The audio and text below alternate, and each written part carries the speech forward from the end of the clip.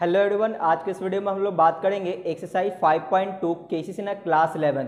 इसमें हम लोग क्वेश्चन नंबर 8 से स्टार्ट करेंगे। पिछले वीडियो तक हमने क्वेश्चन नंबर 7 तक कंप्लीट किया था।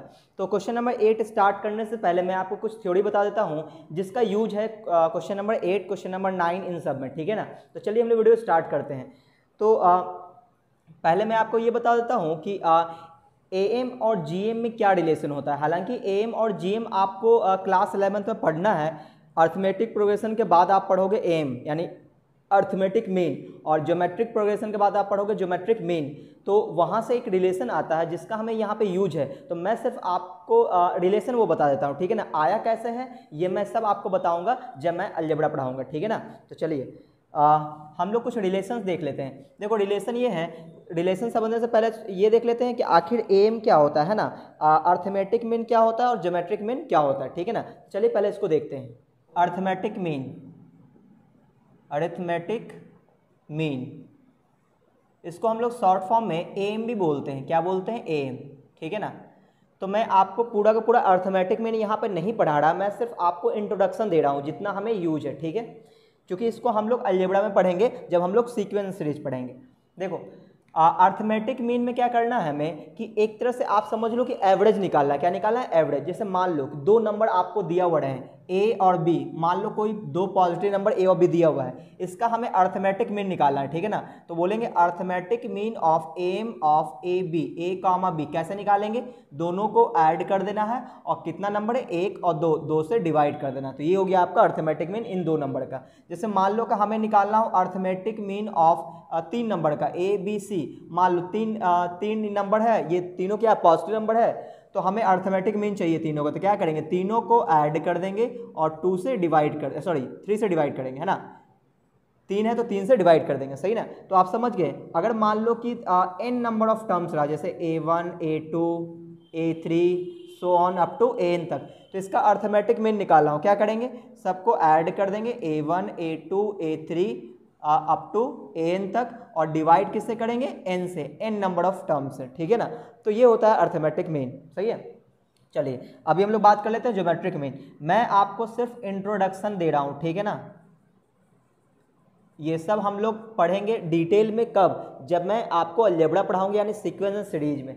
ज्योमेट्रिक मीन, ज्योमेट्रिक मीन को हम लोग जीएम बोलते हैं, ठीक है ना। तो जीएम कैसे निकालते हैं?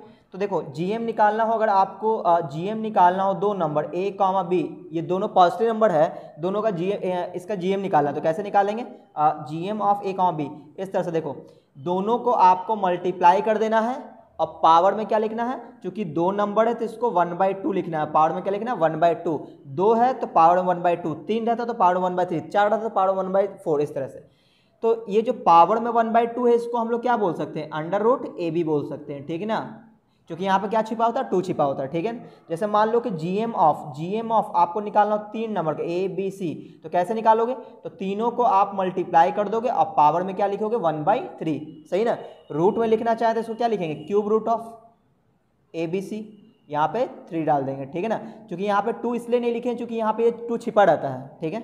अच्छा, जैसे हमने जीएम बोला, जीएम ऑफ मान लो n नंबर है, a1 a2 a3 a4, है ना, अप टू n तक। मान लो n नंबर ऑफ टर्म्स है, ठीक है ना, ये सभी पॉजिटिव नंबर है।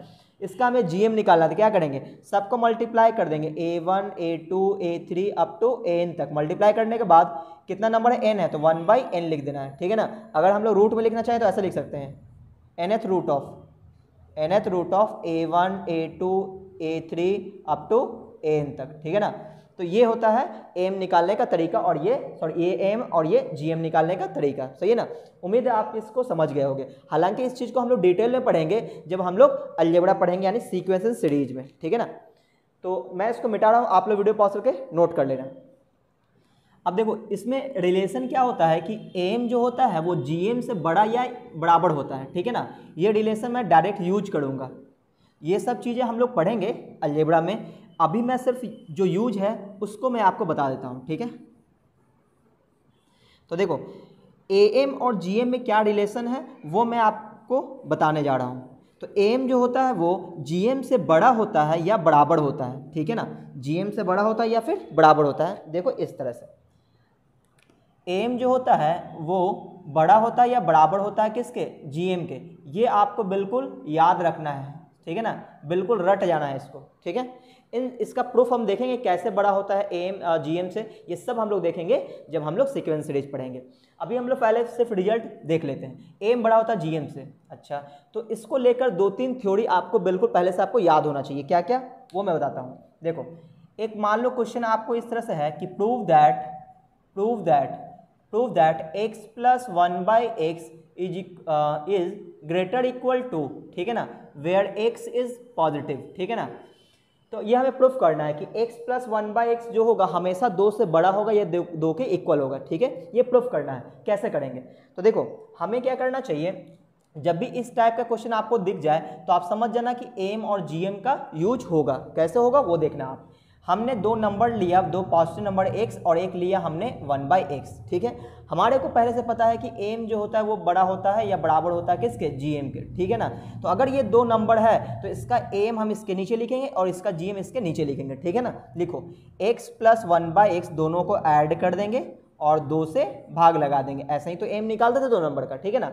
और ग्रेटर इक्वल जीएम कैसे निकालते थे, तो दोनों को मल्टीप्लाई करेंगे इंटू 1/x और पावर में क्या लिखेंगे 1/2, सही है।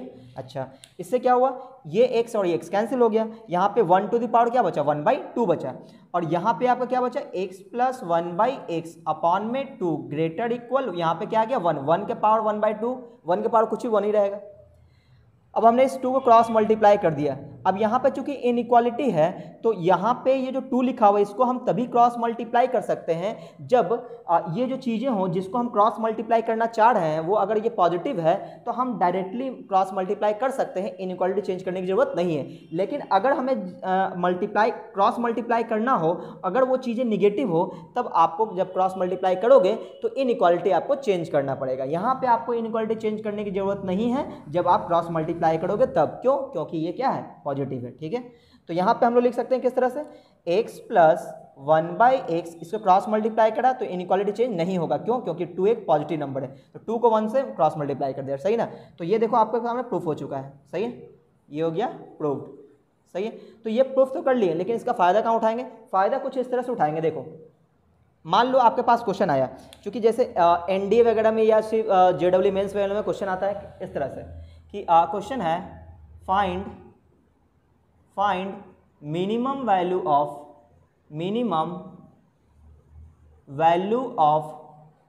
Of sine theta plus cosec theta, ठीक है ना। और थीटा बोला हुआ है वो किस क्वाड्रेंट में है, तो 0 to π/2 है, ठीक है ना। ऐसा मान लो बोल दिया और हमसे मिनिमम वैल्यू पूछा गया है तो हम क्या करेंगे, तो आप देखना इसी थ्योरी का हम वहाँ पे यूज करेंगे। कैसे, वो सुनना ध्यान से। देखो यहाँ पे आपको जो दिख रहा है ये जो x है इसी का रेसिप्रोकल 1/x हुआ, ये नंबर है तो उसका रेसिप्रोकल है, सही ना। और जब भी इन दोनों को ऐड करेंगे तो ये क्या देगा, 2 से बड़ा या 2 के बराबर नंबर देगा। तो आप कह सकते हो, आप यहाँ पे नोट में आप लिख सकते हो क्या कि minimum value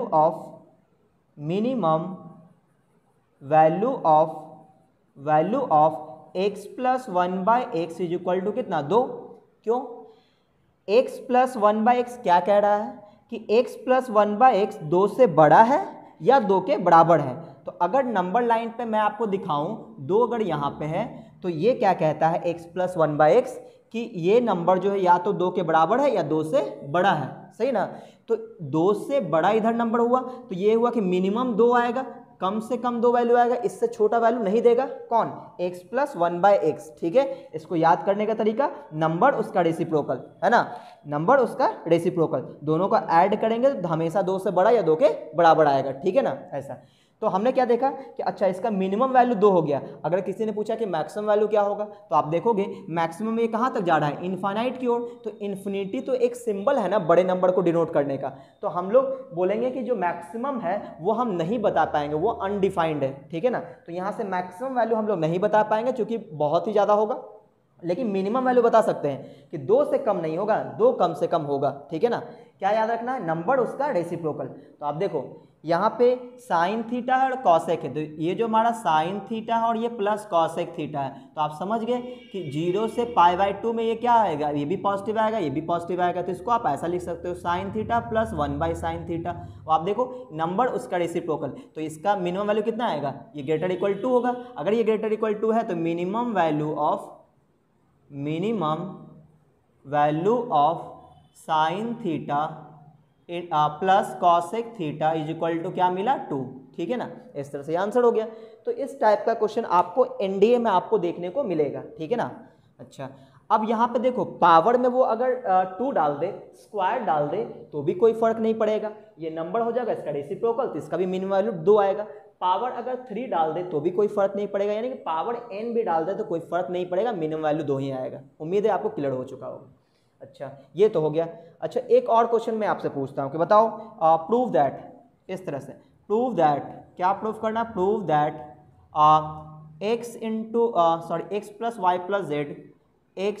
Y plus Z का whole cube is equal to, ये ग्रेटर इक्वल 27xyz, ठीक है ना। ये प्रूफ करना है कि x plus Y plus Z का जो होल क्यूब है वो ग्रेटर इक्वल होगा 27 into x into y into z के, ठीक है ना। कैसे बनाएंगे, इस टाइप का जो कॉन्सेप्ट है इसका यूज होता है एनडीए और जेईई मेंस में होता है, ठीक है ना।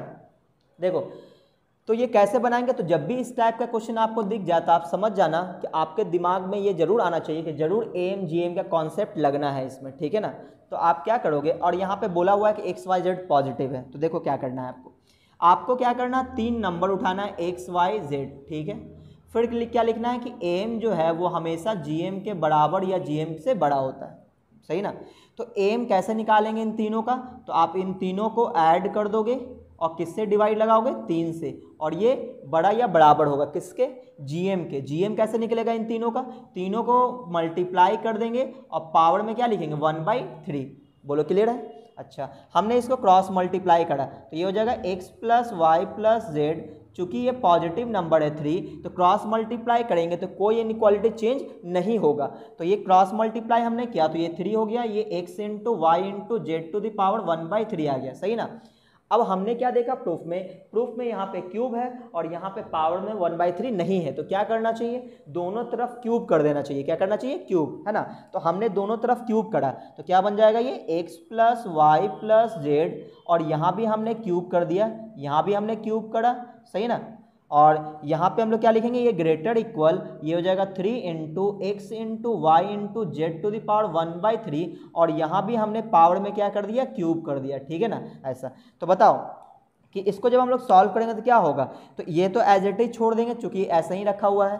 यहाँ पे क्या होगा कि ये 3 पे भी 3 आ जाएगा, ये पावर 3 पे भी आएगा और ये पावर इस पे भी आएगा, तो जिस दिन 3 पे ये पावर 3 आएगा तो कितना हो जाएगा, 3 3 जा 9, 9 3 जा 27, ठीक है ना। तो क्या मिलेगा आपको, ऐसा देखने को मिलेगा कि x plus Y plus Z का whole cube is greater equal 3 to the power 3, कितना हो जाएगा 27, और जिस दिन ये x plus Y plus z पे पावर 1/3 जाएगा तो पावर ये पावर कट जाएगा, क्या बचेगा x वाई जेड, तो ये बात हो गया प्रूव, सही ना।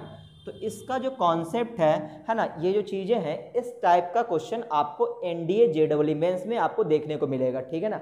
फिलहाल अभी हम लोग ये इसलिए पढ़ रहे हैं ताकि ये क्वेश्चन नंबर 8, 9 ये सब हम लोग कर सकें, ठीक है। तो उम्मीद आप ये समझ गए होंगे एम और जीएम का कॉन्सेप्ट। तो मैं इसको मिटाता हूं और चलिए क्वेश्चन नंबर मैं 8 आपके सामने करके दिखाता हूं, ठीक है ना।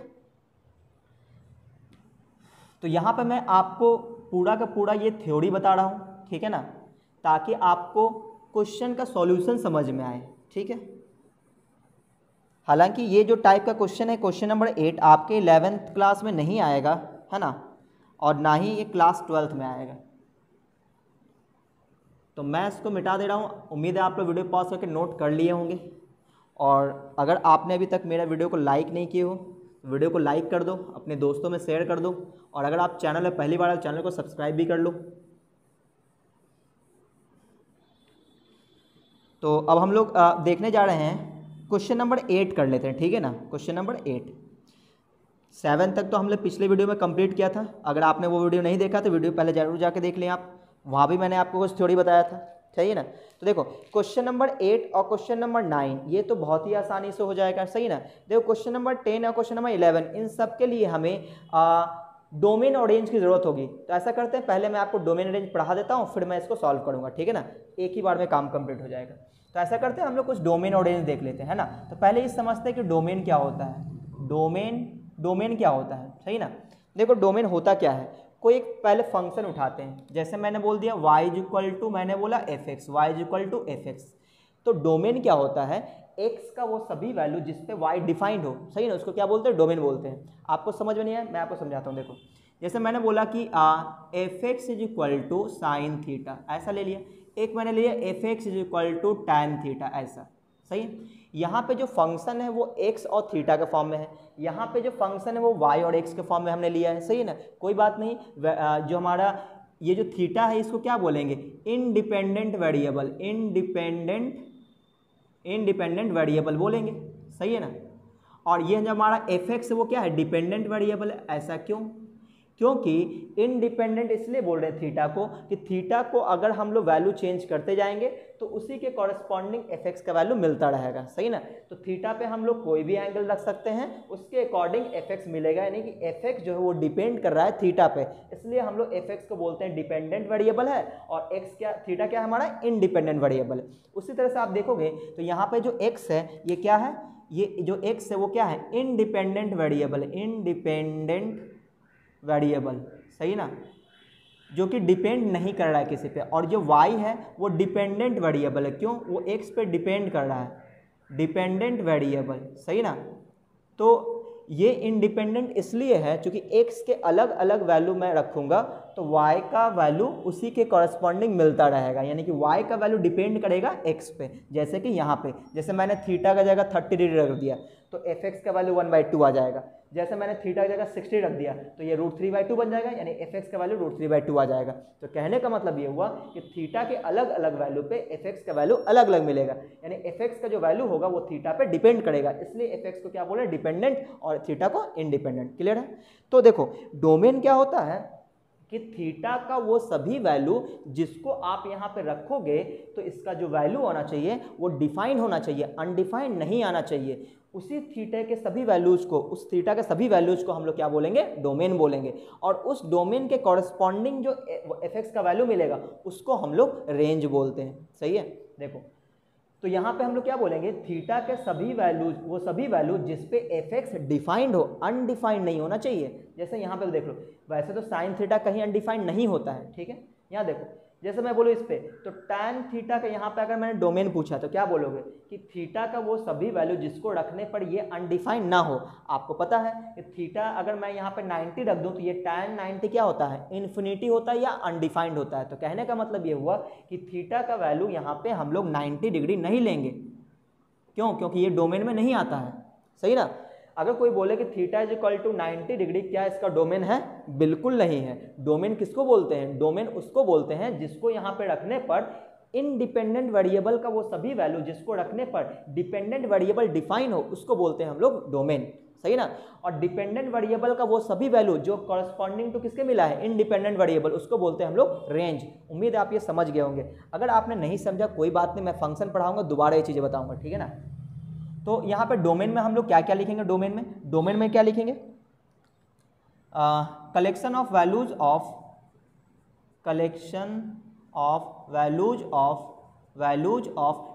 इंडिपेंडेंट वेरिएबल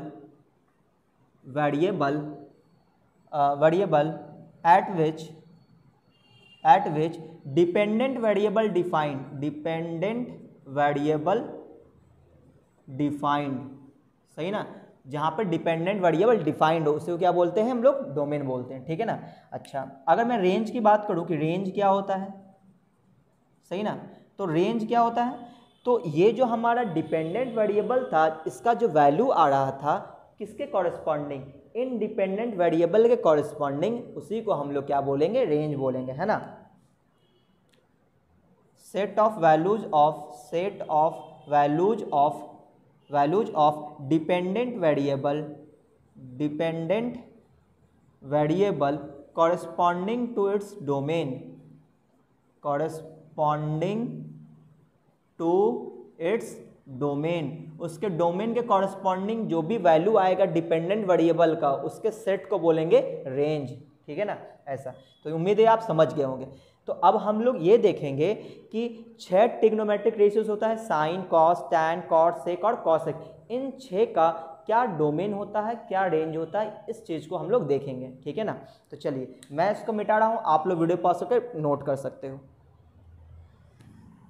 तो अब हम लोग देखेंगे डोमेन और रेंज देखने वाले हैं किसका, साइन का, कॉस का, टैन का, कॉट का, सेक का और कॉसेक का। ठीक है, तो वीडियो आपको अच्छा लग रहा है तो वीडियो को फटाफट से लाइक कर दो, और अगर आप चैनल पहली बार हो चैनल को सब्सक्राइब भी कर लो, अपने दोस्तों में शेयर भी कर दो। ठीक है ना, क्योंकि आप जितना सपोर्ट करोगे मैं लगातार वीडियो बनाता रहूँगा। चलिए, तो वीडियो आपको कैसा लग रहा हो ये आप कमेंट करके मुझे बताना। ठीक है ना, तो अभी मैं डोमेन और रेंज पे बात कर लेता हूँ। देखो मैंने आपको बताया था कि देखो ये जो है 4th क्वाड्रेंट आप देखे थे, है ना, इस तरह से। तो यहाँ पे मान लो कोई पॉइंट, मैंने कोई फर्स्ट क्वाड्रेंट में इस तरह से कोई पॉइंट ले लिया x, y, तो आपको समझ में आया कि ये तो रेडियस था हमारा, है ना, और यहाँ से अगर मैंने परपेंडिकुलर डाल दिया तो ये लेंथ x कहलाएगा। हालांकि लेंथ हम लोग को मॉड ऑफ x बोलना चाहिए, क्यों, लेंथ कभी निगेटिव नहीं होता, इसलिए मैंने मॉड लगा दिया। और यहाँ पे भी ये लेंथ क्या आ जाएगा, y, यहाँ भी हमने मॉड लगा दिया ताकि कोई प्रॉब्लम ना हो। सही ना, इस तरह से। और ये हमने क्या ले लिया, ये थीटा है। ठीक है ना, तो अगर मैंने आपसे पूछा कि बताओ कि मॉड ऑफ साइन थीटा, अगर मैंने पूछा कि मॉड ऑफ साइन थीटा क्या होगा, तो आप क्या बोलोगे, पहले साइन थीटा लिख लेंगे, उसके बाद उस पर मॉड लगा देंगे। सही ना, तो बताओ साइन थीटा क्या होगा, थीटा के सामने वाले परपेंडिकुलर हाइपोटेनियस, है ना, तो ये हो जाएगा mod of y upon r हो जाएगा। सही है, इस तरह से। अच्छा, अब आपको ये पहले से पता होना चाहिए, मैंने basic mathematics for class 11th का एक मैंने प्लेलिस्ट ही बना रखा है। प्लेलिस्ट में आप देखना एक फ़ोल्डर बना होगा, वहाँ पे मैंने आपको मॉडुलस का थ्योरी पढ़ाया था। वहाँ पे मैंने आपको 3 रिजल्ट याद करवाया था। कौन कौन सा, वो मैं आपको बता देता हूँ। देखो पहला ये था कि अगर mod of x is less equal a हुआ, mod of x is less equal a हुआ, और यहाँ पे a कोई पॉजिटिव नंबर था, तो आप उस x को लिख सकते हो -a to a। कैसे लिख सकते हो वो सब मैंने वहाँ पे प्रूफ किया था।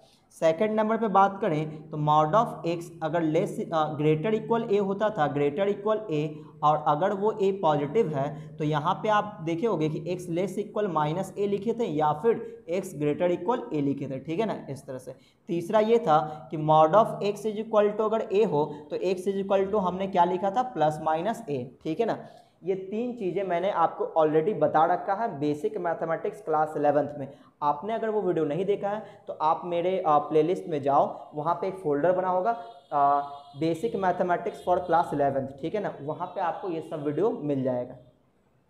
चलिए, तो अभी मैं इस पे बात कर लेता हूँ। तो sine theta is equal to mod of R आ गया, mod of y by R आ गया। इसमें मैंने मॉड भी लगा दिया, कोई प्रॉब्लम नहीं है। ठीक है ना, तो ये मॉड तो हटा देंगे, कोई दिक्कत नहीं है। तो आप बताओ ये जो रेशियो है mod of y upon r, ये रेशियो कितना हो सकता है, देखते हैं एक बार।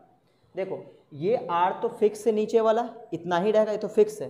चेंज कौन करेगा, इस y का लेंथ, ये जो लेंथ है ना ये चेंज करता रहेगा। कैसे, आप सोचो जरा, अगर ये पॉइंट यहाँ पे होता तो आप लाइन कुछ इस तरह से खींचते और ये जो y का जो हाइट होता इतना छोटा होता।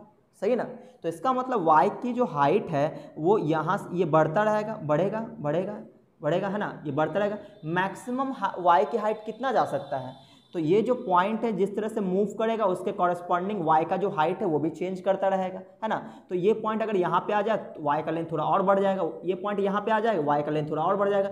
जैसे ही y इस पॉइंट पे आएगा तो ये अपने मैक्सिमम हाइट पे आ जाएगा, जैसे ही ये पॉइंट यहाँ पे आ जाएगा तो ये अपने मैक्सिमम हाइट पे चला जाएगा, और जिसका लेंथ होगा r, यानी कि ये जो लेंथ y है, इस y का जो लेंथ है या तो r से छोटा रहेगा या तो r के बराबर रहेगा। देखो आप मैक्सिमम यहीं तक जा रहा है तो बाकी हर जगह क्या होगा, इसका जो हाइट है इससे कम रहेगा। सही ना, तो इसका मतलब ये हुआ कि ये जो मॉड ऑफ y है इसका जो लेंथ है वो नीचे वाले r के या तो बराबर रहेगा या तो उससे कम रहेगा। और आपको पता है अगर कोई वैल्यू ऊपर में कम हो ऊपर में कम हो और नीचे ज़्यादा हो तो अब इसको आप डिवाइड करोगे तो इसका वैल्यू 1 से कम मिलेगा, 1 से छोटा मिलेगा, सही है। और अगर ये उल्टा हो गया, ऊपर वैल्यू ज़्यादा नीचे वैल्यू कम, तो ये हमेशा वैल्यू 1 से बड़ा होगा। क्लियर है? आप देखो 0 पॉइंट कुछ आ रहा तो 1 से छोटा हो जाएगा, सही है ना। और अगर बराबर हो गया तो 1 के बराबर आंसर आएगा। तो यहाँ पर आप देखो y की वैल्यू जो है वो r से या तो छोटा है, तो अगर r से छोटा है तो इसका वैल्यू 1 से कम मिलेगा, 1 से कम मिलेगा। और अगर y की वैल्यू मैक्सिमम r के बराबर हो गया तो ये r कट जाएगा, वैल्यू 1 के बराबर मिलेगा। इसलिए मैंने बोला कि ये जो मॉड ऑफ साइन थीटा है उसका वैल्यू 1 से छोटा मिलेगा या 1 के बराबर मिलेगा, सही है। इस तरह से तो ये मैंने लिख दिया कि इसका वैल्यू क्या मिलेगा, 1 से छोटा या 1 के बराबर, इस तरह से। तो आपने ये देखा कि ये जो मॉड ऑफ साइन थीटा है, मॉड ऑफ साइन थीटा है, इसका जो वैल्यू है वो लेस इक्वल 1 हो गया, लेस इक्वल 1। और जैसे ही ये चीज़ मिला इसको मैंने देखा, जैसे ही मिला तो मैंने इस थ्योरी को अप्लाई कर दिया। जैसे इसको अप्लाई करेंगे तो इसमें क्या लिखा हुआ है कि जो मॉडो के अंदर x है उसको आप बाहर बीच में लिखो, और जो यहाँ पे है उसमें माइनस का साइन और यहाँ पे प्लस का साइन लिखते हुए लिख दो। तो यहाँ पे क्या लिखेंगे, साइन थीटा के वैल्यू -1 से +1, सही ना। अगर मैं नंबर लाइन पे आपको दिखाऊं तो देखो ये जो -1 यहाँ पे है, +1 यहाँ पे है, तो ये क्या कह रहा है, सही ना। तो ये क्या कह रहा है कि साइन थीटा का वैल्यू -1 से बड़ा, तो -1 के बराबर भी है, तो -1 के बराबर और -1 से बड़ा कहाँ तक, +1 तक। देखो 1 से छोटा या 1 के बराबर, तो 1 से छोटा 1 के बराबर, ठीक है ना, इस तरह से। तो इसको क्या लिखें, इस इंटरवल के फॉर्म में। जैसे इसको मैं इंटरवल के फॉर्म में लिखूँ तो ऐसे लिखूंगा, ऐसे कि sine theta belongs to close interval -1 to 1। अगर आपने ये सब नहीं पढ़ा है इंटरवल, तो आप बेसिक मैथमेटिक्स वाले फोल्डर में जाओ, आपको ये सब वीडियो मिलेगा, वहाँ पे मैंने इंटरवल पढ़ा रखा है, ठीक है ना, इस तरह से। तो देखो ये जो साइन थीटा का जो वैल्यू मिला वो -1 से +1 मिला, क्लियर है, सही है। अच्छा अब देखो, अब आप बताओ क्या ये रेशियो कभी भी अनडिफाइंड हो सकता है, नहीं हो सकता। क्यों, अनडिफाइंड तो तब ना होगा जब नीचे वाला टर्म 0 हो जाए, तो ये जो r है वो कभी 0 हो ही नहीं सकता, ठीक है ना। ये रेडियस तो फिक्स रहेगा ना, पॉइंट चाहे कहीं भी चला जाए, ठीक है ना, तो ये कभी अनडिफाइंड नहीं हो सकता। तो इसलिए बोलते हैं कि थीटा की जो है वो थीटा कोई भी वैल्यू हो सकता है ना, कोई भी रियल नंबर हो सकता है। तो यहाँ पे हमने क्या देखा, जो साइन थीटा का वैल्यू -1 से +1 है, यानी कि साइन थीटा का जो रेंज आया वो -1 से +1 आया। कहने का मतलब ये हुआ कि साइन थीटा का वैल्यू -1 से छोटा नहीं हो सकता, -1 से छोटा नहीं हो सकता और +1 से बड़ा नहीं हो सकता, सही ना। इसका यूज कहाँ करेंगे, जैसे मान लो आपके पास कहीं ऐसा कुछ आ गया कि sine theta is equal to 3/2 और आपको बोला जाए कि आप सॉल्व करके बताओ थीटा क्या आएगा, तो आप यहीं पे मना कर दोगे, इसका कोई सॉल्यूशन नहीं होगा। क्यों, क्योंकि 3/2 करते ही ये 1.5 होगा जो कि 1 से बड़ा आ गया, और साइन थीटा का वैल्यू 1 से बड़ा नहीं होता है, ठीक है ना। तो इसलिए क्या बोलेंगे, ये जो कोई सॉल्यूशन नहीं देगा, सही है ना। या फिर मान लो आपके सामने ऐसा आ गया sine theta +2 is equal to 0, कहीं पे इस तरह का कोई इक्वेशन आ गया, तो आप देखोगे कि sine theta is equal to -2 आ जाएगा, और आपको पता है कि साइन थीटा का वैल्यू -1 से छोटा नहीं हो सकता। आप देखो ये -2 है, इसका मतलब ये सॉल्यूशन नहीं देगा। तो जब भी इस टाइप की चीज़ें आएंगी तो हम लोग वहाँ पे मना कर देंगे कि नहीं ये नहीं हो सकता। क्यों नहीं हो सकता, क्योंकि हमें रेंज पता है, साइन थीटा का औकात कहाँ से कहाँ तक, -1 से +1, यानी साइन थीटा जो है वो -1 से नीचे नहीं जा सकता और +1 से ऊपर नहीं जा सकता, यानी कि साइन थीटा का जो वैल्यू है वो -1 +1 के बीच में ही रहेगा, सही है, इस तरह से। तो मैं इसको मिटा देता हूँ, आप लोग वीडियो पॉज करके नोट कर लेना।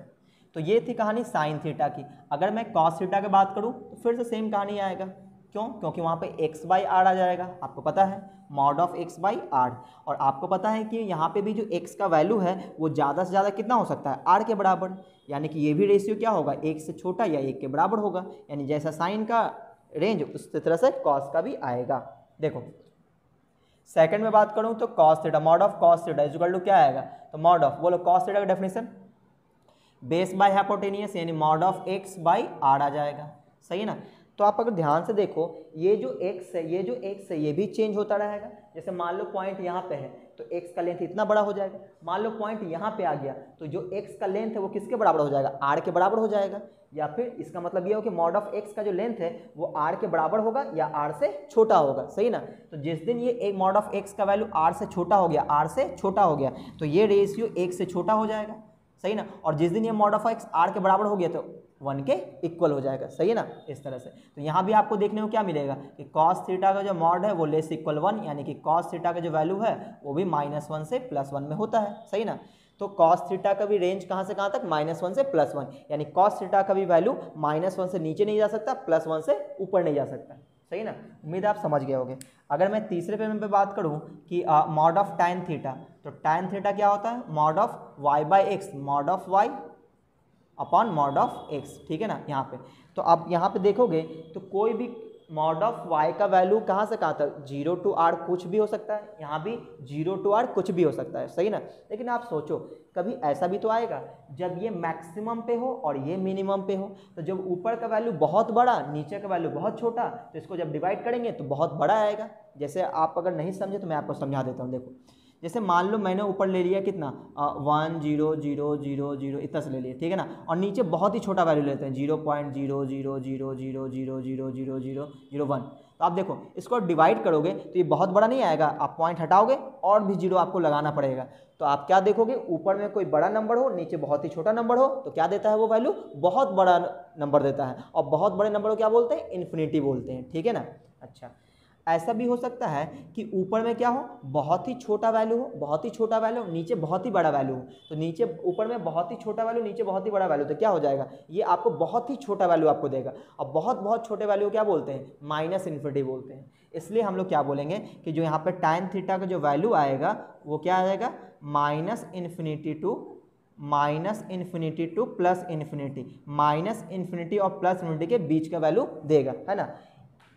तो यहाँ बोलेंगे एनी रियल नंबर, ये क्या देगा, any real number, any real number, ये कोई भी रियल नंबर दे सकता है, उसे क्या बोलते हैं, -इन्फिनिटी से +इन्फिनिटी। यानी tan थीटा का वैल्यू जो है वो कुछ भी हो सकता है, कोई भी रियल नंबर हो सकता है, ठीक है ना। -24 हो सकता है, -2 हो सकता है, 3/2 हो सकता है, 5/2 हो सकता है, 0 भी हो सकता है, कुछ भी हो सकता है।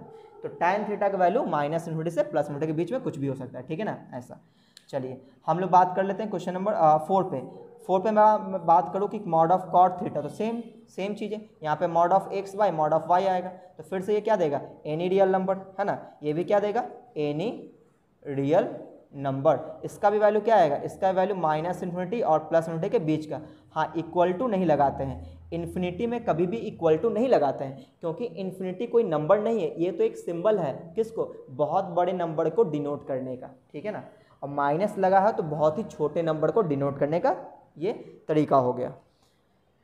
तो इधर वाले पार्ट को मैं मिटा देता हूँ, आप लोग वीडियो पॉज करके नोट कर लेना अगर आपको ज़रूरत हो तो ये हमने कॉट थीटा पे बात कर लिया। अब हम लोग बात कर लेते हैं सेक पे, कि सेक पे क्या होगा, देख लेते हैं उस पर। तो इसको मैं मिटा देता हूँ।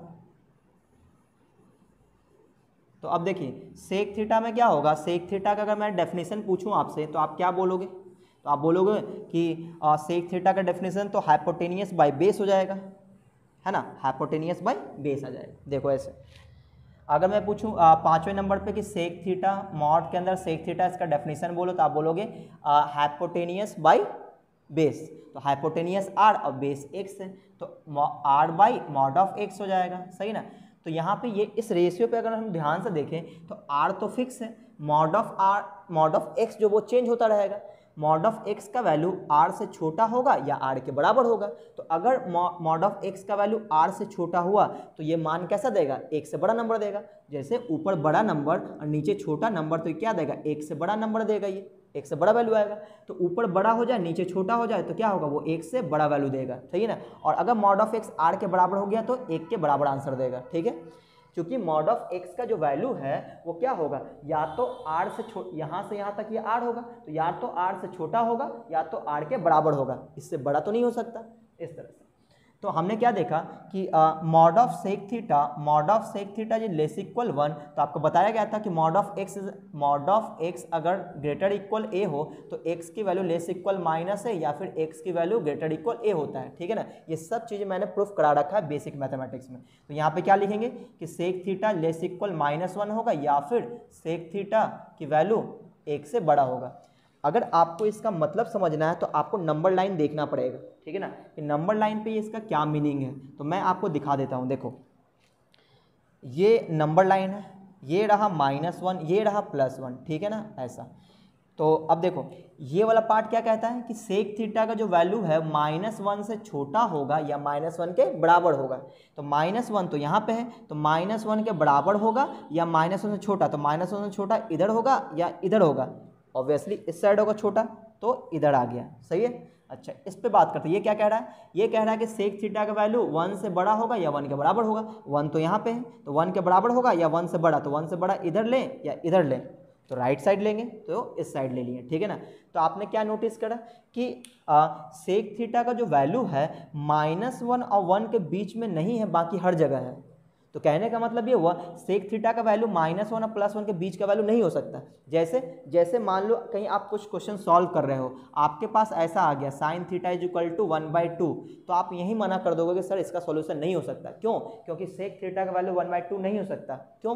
क्योंकि सेक थीटा का वैल्यू -1 और +1 के बीच में नहीं होता है, सही ना। और ये जो 1/2 है वो किसके बीच में आएगा, -1 और +1 के बीच में आएगा। जैसे मैं बता दूं इस तरह से कि sin थीटा = आ गया 2/3, तो बोलोगे सर ये भी तो 0 पॉइंट कुछ आएगा, और 0 पॉइंट कुछ क्या है, वो -1 +1 के बीच में है, और सेक जो है -1 +1 के बीच का आंसर नहीं देता है, सही ना। तो ये नो सॉल्यूशन, ठीक है, इस तरह से।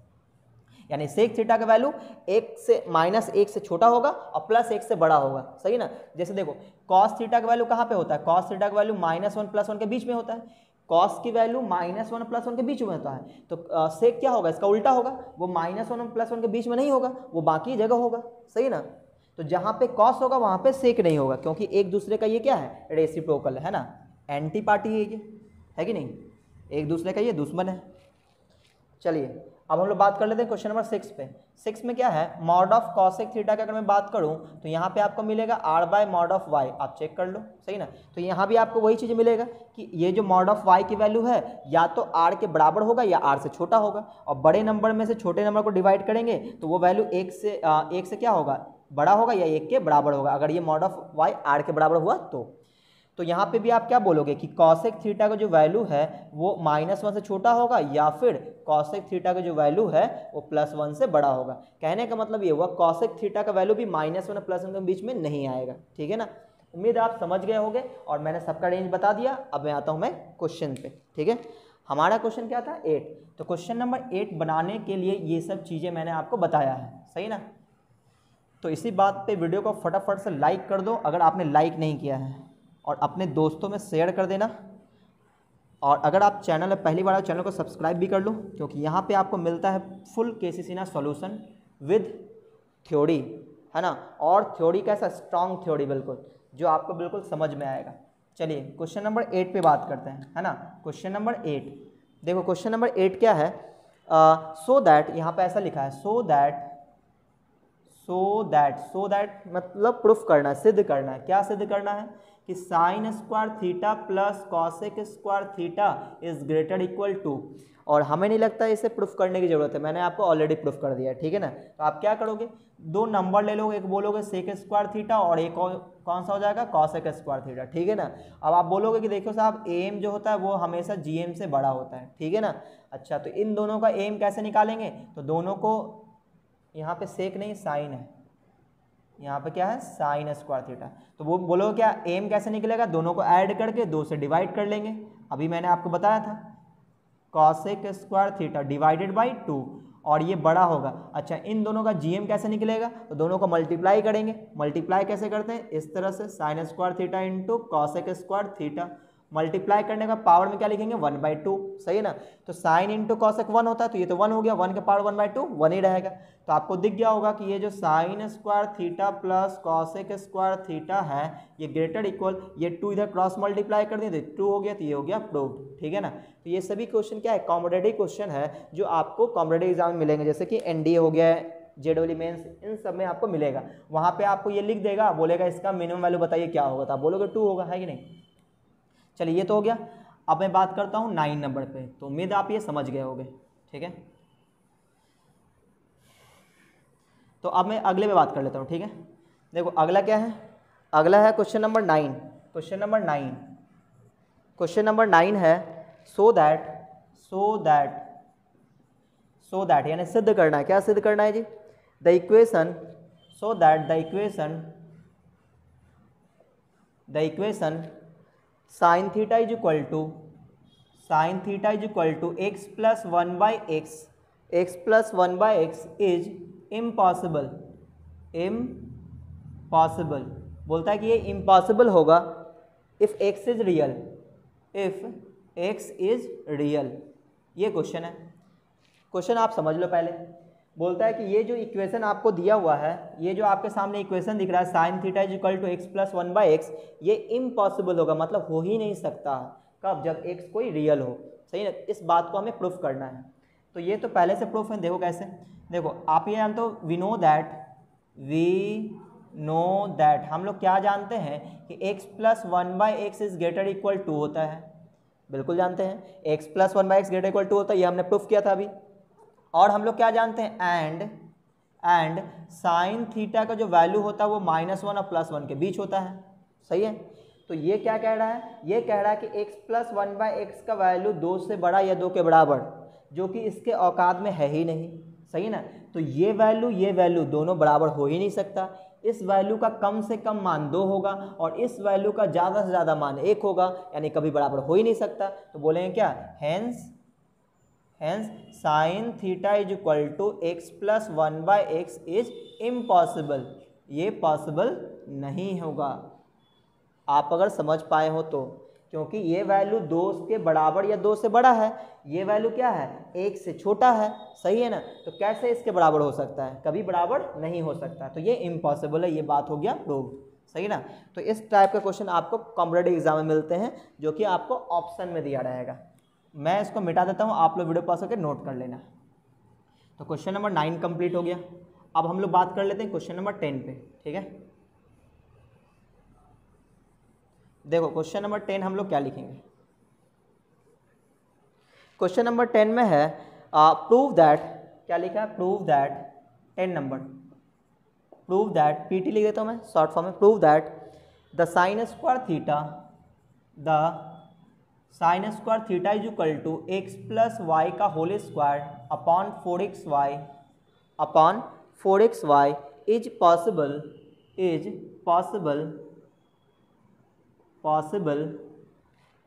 Possible for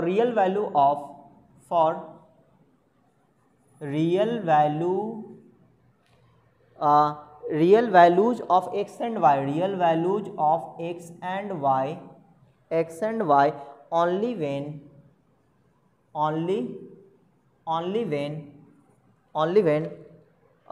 x is equal to y and x does not is equal to 0। ठीक है, तो ये वाला पोर्शन मैं मिटा देता हूँ, इसकी ज़रूरत अब हमें नहीं है। ठीक है, तो देखो यहाँ पे ये बोला गया है कि जो इक्वेशन दिया हुआ है sine square theta is equal to कितना, x प्लस वाई का होल स्क्वायर अपॉन 4xy। सही ना? तो ये जो इक्वेशन है ये पॉसिबल होगा for real values of xy क्या हो, रियल हो, ओनली व्हेन, ठीक है ना, x is equal to y and x does not is equal to 0। Question वाला ने ये बोला कि ये जो रिलेशन है ये तभी पॉसिबल होगा जब x is equal to y हो जाए और x 0 के बराबर ना हो। ठीक है, ये बात हमें प्रूफ करनी है। तो हमने क्या किया, इस चीज़ को लिखा, क्या लिखा, एज वी नो, क्या जानते हैं हम लोग ये जानते हैं कि साइन थीटा का जो वैल्यू होता है वो -1 से +1 होता है। ये सभी को पता है, साइन थीटा का वैल्यू -1 से +1 होता है। अच्छा, तो ये तो साइन थीटा की बात होगी, लेकिन अगर हम लोग साइन स्क्वायर थीटा की बात करें तो साइन स्क्वायर थीटा में क्या होगा वो सुनना। देखो अगर साइन थीटा की वैल्यू -1 और +1 के बीच है, सही ना, तो यहाँ बीच में कहीं ना कहीं 0 भी होगा। तो ये जो पार्ट होता है, ये वाला पार्ट, ये पार्ट तो निगेटिव होगा और यहाँ से यहाँ वाला जो पार्ट होगा वो पॉजिटिव होगा। तो अगर साइन थीटा की वैल्यू -1 से 1 है तो किसी ने पूछा कि साइन स्क्वायर थीटा की वैल्यू क्या होगा, तो आप बोलोगे सर ऐसा है कि किसी भी नंबर का स्क्वायर करने पर वो पॉजिटिव हो जाता है। वो क्या हो जाता है, पॉजिटिव हो जाता है। तो जो निगेटिव वाला पोर्शन ये है, ये तो निगेटिव वाला पोर्शन है, इसको हमें हटा देना पड़ेगा। इसका मतलब साइन स्क्वायर थीटा का वैल्यू कहाँ से कहाँ तक, 0 से 1 में हो जाएगा। सही है ना, इस तरह से। अब आप सोचोगे सर साइन स्क्वायर करेंगे तो 1 से ज़्यादा भी तो हो सकता है, नहीं 1 से ज़्यादा नहीं आएगा। बोलो कैसे, इस तरह से कि जब भी x का वैल्यू अगर 0-1 के बीच है, अगर x का वैल्यू 0 और 1 के बीच है, इस पे जब आप स्क्वायर करोगे तो 1 से छोटा वैल्यू होगा। कैसे, जैसे आप 2-3 एग्जांपल ले लो। जैसे मैंने बोल दिया 0.8, आप देखो 1 से कम है कि नहीं है, 0-1 के बीच में, इसका स्क्वायर करो कितना आ जाएगा, 0.64 आ जाएगा। सही ना। तो ये वैल्यू इससे क्या है और कम हो गया, इससे और ये कम हो गया, जब मैंने इस पर स्क्वायर किया तो इससे और कम आ गया, मतलब 1 से और छोटा हो गया, सही ना। इस तरह से जैसे मैंने आपको 0.9 का स्क्वायर पूछा है कितना आएगा, तो आप क्या बोलोगे 0.81, तो ये जो 0.9 था इससे और ये छोटा हो गया, सही ना। तो इसलिए मैंने बोला कि साइन थीटा का वैल्यू -1 से 1 है, तो जब उस पर स्क्वायर करेंगे तो निगेटिव वाला पोर्शन क्या हो जाएगा, रिमूव हो जाएगा, क्योंकि किसी भी नंबर का स्क्वायर क्या होता है, हमेशा पॉजिटिव होता है। तो निगेटिव वाला मैंने रिमूव करा और ये पॉजिटिव वाला पार्ट बच गया, तो 0-1 के बीच आएगा वैल्यू, किसका वैल्यू, साइन स्क्वायर थीटा की वैल्यू। तो अगर साइन थीटा के वैल्यू ये है तो साइन स्क्वायर थीटा के वैल्यू कहाँ से कहाँ तक होगा, 0 to 1 होगा। उम्मीद आप ये समझ गए होंगे, ठीक है। तो मैं इस चीज़ को मिटा देता हूँ, आप लोग वीडियो पॉज करके चाहो तो नोट कर सकते हो। तो मैं यहाँ पे आपको एक एक चीज़ समझा रहा हूँ, ठीक है। जैसे मैं ऑफलाइन पढ़ाता हूँ उसी तरह से, यानी कि कोई भी कंजूसी मैंने यहाँ पे नहीं किया है। कुछ बच्चे ऐसा बोल रहे थे कि सर आप कुछ चीज़ें स्किप कर देते हो, जैसा ऑफलाइन पढ़ाते हो वैसा नहीं पढ़ाते हैं, ऐसा नहीं है। मैं यहाँ पे इनफैक्ट और थोड़ा ज़्यादा देने की कोशिश करता हूँ, ठीक है। चलिए, साइन स्क्वायर थीटा का वैल्यू 0 to 1 आ गया, ठीक है ना। तो अब हम लोग इस चीज़ को सॉल्व करेंगे, कैसे वो देखना। यहाँ पे दो चीज़ें हैं, एक इसको सॉल्व किया जा सकता है और एक इसको सॉल्व किया जा सकता है, ठीक है ना। तो हम लोग एक एक करके सॉल्व करेंगे, वो देखना कैसे। पहले मैं इस पार्ट को उठा लेता हूँ कि साइन स्क्वायर थीटा, और ये क्या है, 0 से बड़ा या 0 के बराबर है। ये चीज़ें और ये चीज़ें एक ही बात है, आप ध्यान से देख लो। देखो ये जो ओपन है किस साइड है, साइन स्क्वायर की तरफ, देखो ओपन है साइन स्क्वायर की तरफ, है ना, और 0 की तरफ क्लोज है, 0 की तरफ क्लोज है, ठीक है ना, ऐसा। अब देखो साइन स्क्वायर थीटा की वैल्यू क्या है, x + y के पावर 2/4xy है, उसको रख देते हैं यहाँ पे। तो यहाँ पे मैंने इसको रख दिया, किसको रख दिया, ये x + y का whole square upon 4xy is greater equal 0, ऐसा रख दिया। अब हम लोग यहाँ से कुछ डिस्कशन करेंगे, क्या, वो सुनना जरा ध्यान से। यहाँ पे दो चीज़ें हैं, क्या है कि एक तो ये कह रहा है कि ये जो रेशियो है वो 0 से बड़ा है या 0 के बराबर है, ठीक है ना। तो देखते हैं क्या दोनों जो साइन होल्ड करता है या फिर कोई एक ही साइन होल्ड करता है, ये चेक कर लेते हैं। तो देखो अगर हम लोग 0 से बड़ा के लिए सोचें, यहाँ पे दो चीज़ें हैं, यहाँ पे दो चीज़ें क्या क्या है आप वो देखो ध्यान से, देखो दो चीज़ें हैं, क्या क्या वो सुनना। x + y का जो होल स्क्वायर है अपॉन 4xy ये ग्रेटर देन 0, और अगला है x + y का whole square upon 4xy is equal to 0, यहाँ पे बीच में डालेंगे और, ठीक है ना, ऐसा। तो सोचो कि ये रेशियो 0 से बड़ा कब होगा, कोई भी नंबर 0 से बड़ा होता है उसको हम क्या बोलते हैं, पॉजिटिव बोलते हैं। मैंने आपको पहले ही बताया हुआ है, अगर ये नंबर लाइन है, ये बीच में 0 है, तो 0 के राइट साइड क्या होता है, पॉजिटिव होता है। तो 0 के राइट साइड ये पॉजिटिव नंबर होता है, 0 से लेफ्ट क्या होता है, निगेटिव होता है। अगर मैंने 0 के राइट साइड वाले नंबर को x से डिनोट किया, तो इसको क्या बोलेंगे, ये नंबर 0 से बड़ा होगा। यानी कि ऐसा लिखने का मतलब होता है x क्या है, 0 से बड़ा है, तो इसका मतलब x क्या है, पॉजिटिव है, x क्या है, पॉजिटिव है। और अगर 0 से कोई छोटा नंबर है तो वो निगेटिव होगा, और निगेटिव नंबर को अगर मैंने x से डिनोट किया तो उसको बोलेंगे x जो है वो 0 से छोटा है। तो निगेटिव लिखने का मतलब ये लिखने का मतलब निगेटिव, क्लियर है। तो देखो ऐसा लिखने का मतलब क्या हुआ कि ये पॉजिटिव हुआ, ये पॉजिटिव हुआ। तो ये पॉजिटिव कब हो सकता है, जब ऊपर भी पॉजिटिव हो नीचे भी पॉजिटिव हो, तभी पॉजिटिव होगा। तो आप देखो ऊपर में क्या है, किसी नंबर का स्क्वायर है, ये तो हमेशा पॉजिटिव होगा, चाहे आप x और y का कोई भी वैल्यू रख दो, ये हमेशा क्या जाएगा, पॉजिटिव जाएगा, यानी कि ऊपर से कोई दिक्कत नहीं है। नीचे वाले पार्ट में क्या है कि अगर x पॉजिटिव हो जाए, y निगेटिव हो जाए, तो ये नीचे वाला पार्ट निगेटिव होगा। तो निगेटिव होते ही ये पूरा का पूरा निगेटिव आ जाएगा, जो इनइक्वालिटी ये होल्ड नहीं करेगा तो गलत हो जाएगा। तो इसका मतलब ये हुआ कि x और y का साइन अलग अलग नहीं होना चाहिए, प्लस माइनस नहीं होना चाहिए। या तो दोनों का साइन माइनस रहे तब ये पॉजिटिव बन जाएगा, या दोनों पॉजिटिव रहे तब पॉजिटिव बन जाएगा। इसका मतलब ये हुआ, यहाँ से पता चला ये कि x और y दोनों का साइन सेम होना चाहिए, या तो दोनों पॉजिटिव हो या तो दोनों निगेटिव हो, तभी ये पॉजिटिव होगा, सही ना। और क्या पता चला हमें कि 0 से बड़ा होना चाहिए, तो 0 से बड़ा होना चाहिए, तो यहाँ पे क्या आ जाएगा, यहाँ पे आपको क्या आ जाएगा, अगर मैंने x का वैल्यू रख दिया 0 और या फिर y का वैल्यू हमने 0 रख दिया, तो ये अनडिफाइंड हो जाएगा, सही ना। तो यहाँ पे पता ये चला कि x का वैल्यू 0 नहीं होना चाहिए, y का वैल्यू 0 नहीं होना चाहिए, सही ना, नहीं तो ये अनडिफाइंड हो जाएगा, रेशियो अनडिफाइंड आ जाएगा। अच्छा अब क्या करेंगे, अब हम लोग क्या देखा हमने कि x y का साइन सेम होना चाहिए, x and y must have same sign, है ना, must have same sign. Same sign का मतलब या तो दोनों पॉजिटिव हो या तो दोनों निगेटिव हो। तो यहाँ से एक चीज़ें तो प्रूफ हो गया कि x does not equal to 0 वाला पार्ट, ठीक है ना, एक चीज़ हमें मिल चुका है। अब इस पर जरा बात कर लेते हैं कि ये इक्वल टू 0 लिखा है, सही ना, इक्वल टू 0 है, तो इसमें हम लोग क्या कर सकते हैं। अच्छा, यहाँ पे एक चीज़ और है कि यहाँ पे 0 से बड़ा था तो यहाँ पे तो इन्फिनिटी हो सकता था। अगर यहाँ पे x 0 या y 0 हो जाए तो ये इन्फिनिटी हो जाएगा, सही ना। तो यहाँ पे ये पार्ट हम लोग रोक लेते हैं क्योंकि ये क्या है, ग्रेटर देन 0 है। तो 0 से बड़ा कहाँ से होता था, 0 से बड़ा कहाँ तक चला जाएगा, इन्फिनिटी तक। तो इसका मतलब ये हुआ कि x 0 या y 0 हो जाए तो ये इन्फिनिटी हो जाएगा, तो चल सकता है।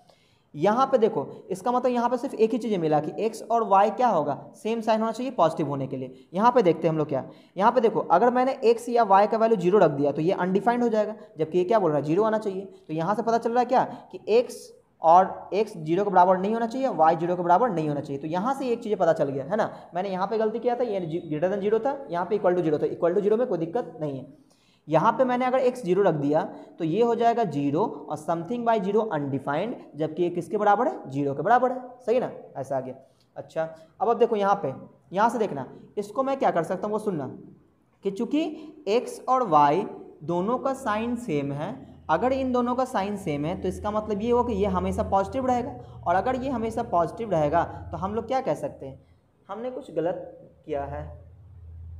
हाँ, ये सही है, सही ना, यहाँ पे 0 के बराबर नहीं आता, यहाँ से सेम साइन मिल सकता है ना। और यहाँ पे हम लोग क्या कर सकते हैं, यहाँ पे हम लोग कुछ और कर नहीं सकते। तो इसका मतलब ये हुआ कि हमें सिर्फ एक ही रिजल्ट मिला है, वो क्या है, x does not is equal to 0, सिर्फ ये रिजल्ट मिला है जो कि ये प्रूफ हो चुका है, ठीक है ना। अब हम लोग बात कर लेते हैं कि ये वाला पार्ट कैसे प्रूफ होगा। तो इस पार्ट को प्रूफ करने के लिए हमारे पास एक दूसरा पार्ट भी बचा हुआ है, ये वाला पार्ट। अभी सिर्फ हमने इस पर बात किया था, ये ग्रेटर इक्वल 0 पे। अब हम लोग बात करेंगे sign square theta is less equal 1 पे, ठीक है ना, ऐसा। तो उम्मीद आप ये समझ रहे होंगे। मैं इसको मिटा देता हूँ, ठीक है। अब मैं बात करूंगा किस पे, इस पे sign square theta is less equal 1। तो हमारे पास एक चीज़ें तो आ चुका है क्या कि x और y का वैल्यू सेम होना चाहिए, सेम साइन का होना चाहिए, ठीक है ना।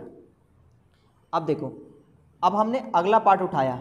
अगला पार्ट क्या है, अगला पार्ट ये है कि sine square theta is less equal 1 है, sine square theta is less equal 1 है, सही है ना। तो यहाँ से भी दो चीज़ें हैं, एक से छोटा है, एक के बराबर है, सही है। तो यहाँ पे साइन स्क्वायर थीटा का वैल्यू हमने पहले रख दिया कि x प्लस वाई का होल स्क्वायर अपॉन 4xy और लेस इक्वल 1, ठीक है ना। अब मैंने क्या किया, ये जो 4xy इसको क्रॉस मल्टीप्लाई किया। तो आप बोलोगे सर आप क्रॉस मल्टीप्लाई तब ना कर सकते हो जब आपको पहले से पता हो कि ये क्या है, पॉजिटिव है। अगर पॉजिटिव है तो क्रॉस मल्टीप्लाई करेंगे तो इनइक्वालिटी चेंज नहीं होगा, सही है ना। और अगर ये नेगेटिव हुआ तो क्रॉस मल्टीप्लाई करेंगे तो इनइक्वालिटी चेंज होगा। तो मैं आपसे बोलूँगा कि देखो अभी अभी हमने प्रूफ किया था कि x और y का साइन सेम होगा। तो x और y का साइन सेम होगा तो ये वाला वैल्यू हमेशा क्या रहेगा, पॉजिटिव ही रहेगा। x y का साइन सेम है तो दोनों अगर निगेटिव हो गया तो भी पॉजिटिव, दोनों पॉजिटिव हो गया तो भी पॉजिटिव, सही है। तो हमने क्या किया, ये कंफर्म कर लिया कि ये पॉजिटिव है। अगर ये पॉजिटिव है तो इसको मैं क्रॉस मल्टीप्लाई कर दूंगा।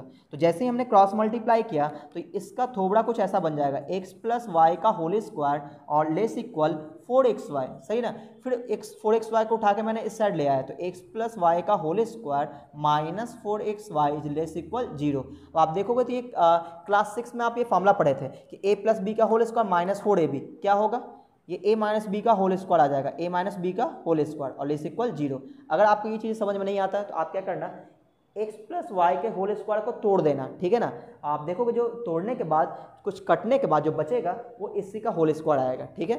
स्क्वायर को मैंने इधर दे दिया यानी स्क्वायर रूट ले लिया, तो क्या बचेगा, x minus y is less equal 0, यानी कि x is less equal y। तो यहाँ पे आपने क्या देखा, x इक्वल टू वाई आपको आ चुका है, x लेस देन वाई भी मिला, x is equal to y भी मिला, लेकिन हमें सिर्फ x इक्वल टू वाई की ज़रूरत थी, यही हमें प्रूफ करना था, ठीक है ना। उम्मीद है आप ये समझ गए होंगे, ठीक है। तो चलिए मैं इस वीडियो को मिटा रहा हूँ, सॉरी मैं इस क्वेश्चन को मिटा देता हूँ, आप लोग वीडियो पास करके नोट कर लेना। अब हम लोग बात करेंगे अगले क्वेश्चन पे। तो जो क्वेश्चन नंबर 10 है, क्वेश्चन नंबर 11 है, ये बिल्कुल एक ही टाइप का क्वेश्चन है, दोनों एक ही टाइप का क्वेश्चन है। तो उम्मीद है आप उसको खुद से समझ लोगे, ठीक है। मैं बात कर लेता हूँ क्वेश्चन नंबर 12 पे। क्वेश्चन नंबर 12, तो ये जो भी क्वेश्चन है question number 8 to question number 13 तक, ये कॉम्पिटिटिव क्वेश्चन है, यानी क्लास 11th में आपको नहीं पूछा जाएगा। ये एनडीए या जेईई मेंस में इस टाइप के क्वेश्चंस आते हैं। तो चलिए हम लोग बात कर लेते हैं क्वेश्चन नंबर 12 पे, ठीक है ना। क्वेश्चन नंबर 12 क्या कहता है, क्वेश्चन नंबर प्रूव दैट, क्या करना है, prove that sec theta plus cos theta sec theta plus cos theta does not is equal to 3/2। सही ना, कि sec theta plus cos theta जो है वो 3/2 के बराबर नहीं हो सकता है। बिल्कुल सही बात है, नहीं हो सकता। क्यों नहीं हो सकता? क्योंकि हम लोग ये जानते हैं कोई नंबर हो और उसका रेसिप्रोकल नंबर वो हमेशा 2 से बड़ा होता है या 2 के बराबर होता है। कम से कम 2 होगा, 2 से कम नहीं हो सकता। अब देखो ये नंबर है और इसी का रेसिप्रोकल ये है, कॉस और सेक एक दूसरे का रेसिप्रोकल होता है और इसका वैल्यू क्या आना चाहिए था? कम से कम 2 आना चाहिए था, 2 से छोटा नहीं होना चाहिए था। और ये क्या है? ये लेस देन 2 है, ये लेस देन 2 है। इसलिए हम बोलेंगे कि sec theta plus cos theta is greater equal to, इसलिए sec theta plus cos theta does not is equal to 3/2। ये बात हो गया प्रूफ। सही ना? चलिए, तो ये भी हो गया। हम लोग बात कर लेते हैं क्वेश्चन नंबर 13 पे। तो मैं इसको मिटा रहा हूँ, आप लोग वीडियो पॉज करके चाहो तो नोट कर सकते हो। यहाँ पे नोट क्या करना है, सिर्फ आपको समझना है, क्योंकि ये कॉम्पिटिटिव क्वेश्चन होते हैं, यहाँ पे आपको दिमाग ज़्यादा लगाना होता है और लिखना कम होता है। सही है, चलो अब हम लोग बात कर लेते हैं क्वेश्चन नंबर 13 पे। क्वेश्चन नंबर 13 इसने ये लिखा है can 6 sin square theta minus 7 sin theta plus 2 is equal to 0 for any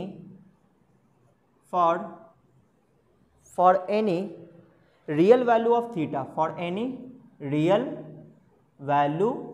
theta पूछा जा रहा है क्या ये इक्वेशन होगा for any real value of theta के लिए। हमसे पूछा जा रहा है क्या ये इक्वेशन लिखा हुआ सही है, ये हो सकता है नहीं हो सकता है।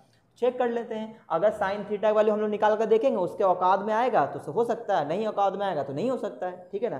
कैसे निकालेंगे वो देखो ऐसा तो आपको फील होगा कि काश साइन थीटा की जगह x रख दें तो 6x square minus 7x plus 2 जैसा बन जाएगा और ये देखने में आपको अच्छा लगेगा। तो थोड़ी देर के लिए मैंने मान लिया कि साइन थीटा को हमने मान लिया x। ठीक है ना?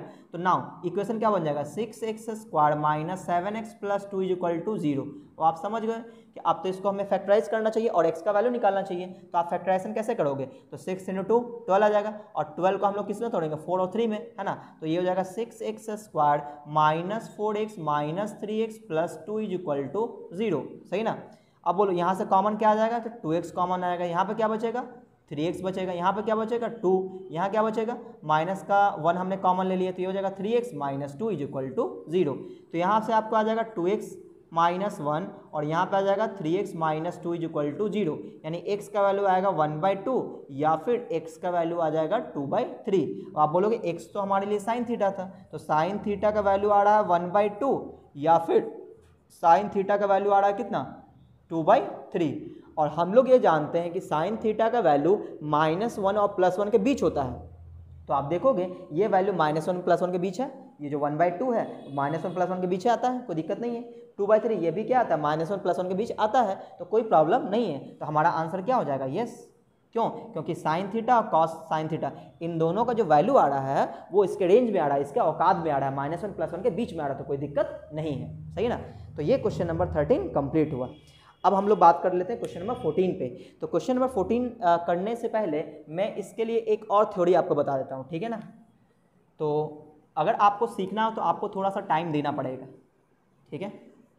तभी आप चीज़ों को सीखोगे, क्योंकि इस तरह से थ्योरी आपको कोई नहीं बताएगा, है ना? सब सिर्फ क्वेश्चन सॉल्व कर देगा, आपको सॉल्यूशन समझ में आए नहीं आए कोई मतलब नहीं, लेकिन मैं आपको पहले थ्योरी बताता हूँ फिर आपको सॉल्यूशन बताता हूँ, है ना? देखो जो क्वेश्चन नंबर 14 है इसको पढ़ने के लिए मैं आपको कुछ थ्योरी बताता हूँ, उसको आप ध्यान से देखना। हालांकि मैंने आपको क्वाड्रेंट पहले भी पढ़ा रखा है, ठीक है ना, एक तरीके से। आज में समझो कि आप दूसरा तरीका सीखने वाले हो, है ना? दूसरा तरीका देखो, ये हमारा सर्कल था, इसको मैंने 4 इक्वल पार्ट्स में डिवाइड किया। आप लोग को पता है कि इसको हम लोग फर्स्ट क्वाड्रेंट बोले थे, क्या बोले थे? First quadrant. इसको हमने नाम दिया था सेकंड क्वाड्रेंट और इसको हमने नाम दिया था थर्ड क्वाड्रेंट और इसको हमने नाम दिया था फोर्थ क्वाड्रेंट। सही है ना? ऐसा। अब यहाँ पे हम लोग क्या करने वाले हो, ध्यान से सुनना। देखो आप लोग को ये पता होगा कि ये 0 से स्टार्ट किया था हमने, ये π/2 हो गया, कितना π/2, और ये वाला कितना हो गया था पाई हो गया था, पाई है ना, ये पाई आप कह सकते हो। कैसे, ये हमने 0 था 90 ऐड किया तो π/2 हो गया, π/2 में π/2 और ऐड किया तो पाई हो गया है ना। तो ऐसे कह सकते हो आप 0 1 π/2, ये 2 π/2, 2 π/2 मतलब 2 कैंसिल, पाई बचेगा, ये 3 π/2, ये कितना आएगा 3 π/2, ये कितना 4 π/2, 4 π/2 का मतलब 2 पाई, 4 पाई देखो ऐसे 4 π/2, ये 2 से 2 कट जाएगा, 2 पाई बचेगा तो वो मैंने 2 पाई लिख दिया। ये 4 π/2 था, अगला 5 π/2, यानी कि अगला जब हम लोग चलेंगे तो कितना आ जाएगा 5 π/2 आएगा। फिर अगला 6 π/2, और 6 π/2 का मतलब 6 π/2 का मतलब 3 पाई हो जाएगा, कितना 3 पाई हो जाएगा। फिर अगला चलेंगे तो 7 π/2 क्या आ जाएगा 7 π/2। फिर अगला क्या हो जाएगा 8 π/2, 8 π/2 का मतलब 4 पाई। फिर अगला 9 π/2, 9 π/2। फिर अगला 10 π/2 यानी कि 5 पाई हो जाएगा। अगला 11 π/2, 11, इसको थोड़ा इधर लिख देते हैं, फोर्थ क्वाड्रेंट, 11 π/2, सही ना। तो आप समझ गए कि अगला जो आएगा वो 6 पाई आएगा, और यहाँ पे भी आप समझ गए होंगे कि क्या आएगा π/2 सब में, तो यहाँ पे 1 है, यहाँ पे 5 है, यहाँ पे 9 है, यानी कि 4 का गैप जा रहा है। तो आप अब अगला खुद से लिख सकते हो 13 है ना, ये क्या आ जाएगा अगला, मैं इधर नीचे लिख देता हूँ, आप लोगों को शायद दिख नहीं रहा होगा तो मैं इसको मिटा कर थोड़ा नीचे लिख देता हूँ ताकि आप लोगों को दिखे। ये था देखो π/2, ये 1 π/2, 2 π/2, 3 पी/2, 4 π/2, अगला 5 π/2, 5 π/2, अगला 9 π/2, अगला 13 π/2, सही ना। तो आप लोग देखोगे तो ऊपर में क्या मिल रहा है π/2, 5 π/2, 9 π/2 है ना, 13 π/2, इस तरह से आपको मिल रहा है। नीचे क्या मिल रहा है 3 π/2, 7 π/2, 11 पी/2। तो आप अगर ध्यान से देखोगे तो 3 है, अगला 7 है, अगला 11 है, यानी कि 4 का गैप है, 3 और 4 7 4 11, 11 4 15, यानी 15 π/2 आएगा, और इस तरह से आता रहेगा। इसमें आप देखोगे तो 0 है, 2 पाई है, 4 पाई, 6 पाई, अगला क्या आएगा 8 पाई एंड सो ऑन, ये आता रहेगा। इधर आप देखो पाई है, 3 पाई है, 5 पाई है, अगला 7 पाई आएगा, अगला 9 पाई यानी ऑड पाई है, ये आता रहेगा इस तरह से, सही ना। तो अब मैं इसको जनरलाइज करूँगा, ठीक है ना, आप ध्यान से देखना। ये जो चीज़ें हैं यहाँ पे आप अगर ध्यान से देखो तो यहाँ पे आपको सबके साथ पाई मल्टीप्लाई में है, आप बोलोगे सर 0 के साथ नहीं है, अरे 0 के साथ पाई मल्टीप्लाई करेंगे 0 ही हो जाएगा, तो सबके साथ पाई मल्टीप्लाई में है। तो आगे जो नंबर आ रहा है वो कैसा है ऑड नंबर है, सॉरी इवन नंबर है, इसलिए इसको हम लोग बोलते हैं इवन पाई। क्या बोलते हैं इवन पाई। और इवन नंबर को हम लोग 2n से डिनोट करते हैं, क्या से 2n से, तो इसको ऐसा लिखते हैं 2n पाई। तो 2n पाई का मतलब इनमें से कोई भी हो सकता है, n क्या है कोई भी इंटीजर है, सही ना ऐसा। और इधर आप देखोगे तो ये ऑड पाई है, क्या है ऑड इंटू पाई है। तो ऑड नंबर को हम लोग 2n + 1 से डिनोट करते हैं, तो 2n + 1 इंटू पाई है, यानी ये ऑड पाई है, वो क्या है इवन पाई है, सही ना। और आपको ये भी पता होगा इस लाइन पे जो एंगल आता है इसमें हम लोग चेंज करते हैं, CHANGE चेंज, सही ना। और इस पर हम लोग क्या करते हैं नो चेंज, ठीक है ना, आपको ये पहले से पता है। अच्छा क्यों आता है कैसे आता है, इस सब मैंने पिछले वीडियो में आपको बता दिया है। अब देखो, अब इसको भी थोड़ा जनरलाइज करते वो ध्यान से सुनना कैसे। देखो इसको मैंने जनरलाइज इस तरह से किया कि π/2 तो सब में है, तो जो नंबर आ रहा है ना उसको आप ध्यान से देखो, नंबर क्या है, नंबर है 3 7 11 15 है ना, और अगला इस तरह से आता रहेगा 15 4 19, ऐसा आता रहेगा, सही ना। तो इन नंबर में कुछ खास बात है, इस नंबर में खास बात ये है कि 4 का तो गैप है ही, तो इस नंबर में अगर आप किसी भी नंबर को आप 4 से भाग लगाओगे तो रिमाइंडर 3 बचेगा, यानी 4 से भाग लगाएंगे तो शेष 3 आएगा। कैसे वो देखना, जैसे मैंने 3 पे भाग लगाया किससे 4 से, तो कितने बार में 0 बार में, तो 0 आ गया, शेष कितना बचा 3। जैसे मैंने 7 में भाग लगाया 4 से, तो 4 एक कम 4, क्या बचा 3 है ना। तो जैसे मैंने 11 में भाग लगाया 4 से, तो 4 दूनी 8 3। तो आप देखोगे ये जो भी नंबर है उसमें मैंने 4 से भाग लगाया तो शेष क्या बच गया 3। तो आप इसको कैसे लिखोगे इस तरह से 4 × 1 + 3, यानी कि क्या लिखेंगे 4n + 3। इस नंबर को इस फॉर्म में हम लोग लिख सकते हैं, ठीक है ना। तो इसको मैंने जनरलाइज करके क्या लिखा 4n + 3 × π/2, सही ना। तो ये आ गया 4n + 3 × π/2, यानी कि यहाँ पे वो नंबर आ रहा है जिसको मैंने 4 से भाग लगाया तो शेष कितना बचा 3 बचा, शेष कितना 3 बचा। ये वो नंबर है जिसमें मैंने 4 से भाग लगाया तो शेष कितना बचा 3 बचा, ठीक है ना। तो समझ जाएंगे, अच्छा ये नीचे वाला एंगल होगा ये वाला। इस एंगल पे ध्यान दो तो π/2 तो सब में है, तो तो आगे में क्या दिख रहा है, आगे में दिख रहा है आपको 1, 5, 9, 13 और 17, इस तरह चलता रहेगा।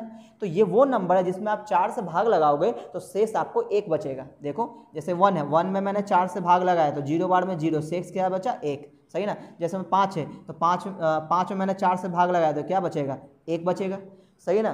तो इसको हम लोग बोलेंगे ये जो नंबर है वो किस फॉर्म में है, ये आपको 4n + 1 के फॉर्म में है इंटू π/2, सही है।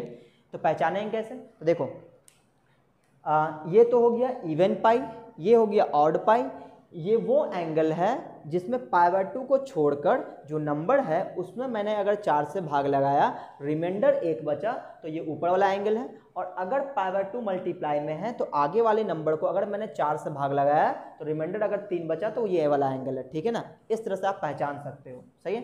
देखो ऑड पाई इवन पाई पहचानना बहुत ही आसान है, ठीक है ना, क्योंकि हमें ये क्वाड्रेंट चेक करने के लिए पहचानना पड़ेगा कि आखिर इन चारों में से किस टाइप का वो एंगल है, ठीक है ना। आपको अगर कुछ भी समझ में नहीं आ रहा है तो मैं आपको कुछ एग्जांपल आपको दिखाता हूँ, ठीक है ना, ध्यान से सुनना। जैसे मैं आपसे पूछूं कि बताओ कि 31 π/2 + थीटा, ऐसा करने पर ये किस क्वाड्रेंट में जाएगा। तो आप बोलोगे सर क्वाड्रेंट पहचानने के लिए तो हमें ये पहचानना पड़ेगा कि 31 π/2 + थीटा जो है, ये जो एंगल है, ये जो एंगल है ये कौन सा एंगल है इन चारों में से, 1, 2, 3, 4, इन चारों में से ये कौन सा एंगल है, ये पहचानना पड़ेगा आपको। तो आप क्या देखोगे कि आगे में π/2 मल्टीप्लाई है तो डेफिनेटली या तो ये ऊपर वाला एंगल होगा या तो ये नीचे वाला एंगल होगा, इतना तो कन्फर्म है, ठीक है। अच्छा, तो π/2 के आगे जो नंबर है 31, इसमें आप क्या करोगे, कैसे कंफर्म करेंगे कि ऊपर वाला होगा या फिर नीचे वाला होगा। तो आप जो है π/2 के साथ वाले नंबर को आप 4 से भाग लगाओगे, अगर शेष 3 बचा तो ये वाला एंगल होगा, अगर शेष 1 बचा तो ऊपर वाला एंगल होगा, ठीक है ना। तो आपने 31 में 4 से भाग लगाया, ठीक है ना, कितना बार में, 7 चौका 28, तो क्या बच गया 3, यानी शेष कितना बच रहा है 3, डेफिनेटली नीचे वाला एंगल है। तो इससे फ़ायदा क्या हुआ, फ़ायदा ये हुआ कि आपको पता चल गया कि ये जो 31 π/2 है ये वाला एंगल है। तो इसमें अगर हम कुछ क्या करेंगे, जोड़ेंगे, थीटा प्लस थीटा क्या हुआ, जोड़ा हुआ है, तो इसमें कुछ जोड़ेंगे तो किस क्वाड्रेंट में, तो 4th क्वाड्रेंट में। तो इसका मतलब ये कौन सा क्वाड्रेंट है, ये 4th क्वाड्रेंट है। उम्मीद है आप ये समझे होंगे, ठीक है ना। तो इसका फ़ायदा हम कैसे उठाएंगे, इसका फ़ायदा हम ऐसे उठाएंगे, जैसे किसी ने बोला हमें बताओ tan 721 π/2 - थीटा क्या होगा, ठीक है ना, ऐसा हमसे किसी ने पूछा। तो हम लोग सोचेंगे पहले तो चेंज या नो चेंज की बात करते हैं। तो चेंज या नो चेंज कैसे पहचानेंगे, तो देखेंगे कि आगे यहाँ पे अगर π/2 के फॉर्म में है, π/2 के फॉर्म में है तो डेफिनेटली ये एंगल होगा या फिर ये एंगल होगा। तो चाहे ये एंगल हो चाहे ये एंगल हो, वो एंगल किस में आएगा, वर्टिकल लाइन में। वर्टिकल लाइन में क्या लिखा हुआ, चेंज, तो चेंज होना ये कन्फर्म है। यानी कि tan है तो tan किस में चेंज होगा, tan चेंज होगा कॉट में, और जो यहाँ पे एंगल है वो एंगल लिख देंगे, ठीक है ना। अब सोचेंगे यहाँ पे प्लस साइन दे कि माइनस साइन दे, तो वो कौन बताएगा, वो बताएगा ये क्वाड्रेंट। तो आप पूछेंगे सर ये क्वाड्रेंट कैसे चेक करेंगे, अभी मैंने आपको चेक करके बताया इस तरह से क्वाड्रेंट चेक करते हैं। तो चलो चेक करो, यहाँ पे π/2 है तो इसका मतलब या तो ऊपर वाला एंगल होगा या तो नीचे वाला एंगल होगा। तो कैसे पहचाने, तो उसके लिए आपको जो आगे में एंगल लिखा हुआ है उसमें आप 4 से भाग लगा दो। तो 721 में मैंने 4 से भाग लगाया तो 4 एक कम 4, ये सॉरी 4 आ जाएगा, शेष 3 बचेगा, यहाँ पे 2 कितना बढ़ रहा है, 4 पंचे में 7 चौका 28 है ना, 7 चौका 8 चौका 32 कर लेते हैं ना, 8 बार में 8 चौके 32, ये कैंसिल, ये 1 आएगा, यहाँ पर आ जाएगा 0, सही है ना। तो आप क्या देखोगे, रिमाइंडर 1 बच गया, तो रिमाइंडर 1 बचते ही कहाँ चले जाओगे आप, ऊपर। यानी कि ये जो एंगल है, ये जो 721 π/2 है, ये इनमें से कोई एक एंगल है। तो ये एंगल है, इसमें से हमने क्या किया, घटाया, देखो माइनस थीटा किया, तो घटाएंगे तो किधर चल जाएंगे, फर्स्ट क्वाड्रेंट में। ये एंगल था, इसमें मैंने घटाया तो किसमें चल जाएंगे, फर्स्ट क्वाड्रेंट में। और फर्स्ट क्वाड्रेंट क्या होता है, ऑल पॉजिटिव, यहाँ पे ऑल पॉजिटिव रहा। आपको पता है ACTS लिखते थे, ACTS ऐसा लिखे थे हम लोग। ए का मतलब ऑल पॉजिटिव, एस का मतलब साइन थीटा या कॉसेक थीटा पॉजिटिव, टी का मतलब टैन या कॉट पॉजिटिव, टैन या कॉट पॉजिटिव, सही ना। और यहाँ पे सी का मतलब कॉस या सेक पॉजिटिव। ये सब मैंने आपको पिछले वीडियो में बताया हुआ है, सही ना। तो ये कुछ आज नया तरीका हमने इस तरह से सीखा है, सही है ना। अच्छा, अब देखना कि अब हम लोग और भी क्या निकालेंगे, और हम लोग कुछ फॉर्मूला निकालेंगे, वो आप ध्यान से देखना। देखो अब मैं आपसे पूछता हूँ कि बताओ कि साइन, इस तरह से मैंने लिखा कि पहला sign 2n pi plus theta क्या होगा, दूसरा formula cos 2n pi plus theta क्या होगा। तीसरा formula tan 2n pi plus theta क्या होगा। चौथा cot 2n pi plus theta क्या होगा। पांचवा formula cot sec 2n pi plus theta क्या होगा। 6 number cosec 2n pi plus theta क्या होगा। ठीक है ना, इस तरह से। तो अब देखो ये जो चीज़ें हैं इसमें, और अगर कोई ऐसा बोल दे कि 2 पाई को हम लोग 360 डिग्री भी बोलते हैं, तो इसको हम लोग ऐसा भी लिख सकते हैं sine 360 into n plus theta, ऐसा भी लिख सकते हैं। यानी इसमें और इसमें कोई अंतर नहीं है, दोनों एक ही बात है। जैसे ये रहा कॉस, इसको लिख सकते हैं क्या 2 पाई की जगह 360 इंटू एन प्लस थीटा, ऐसा भी लिखा जा सकता है, कोई दिक्कत नहीं।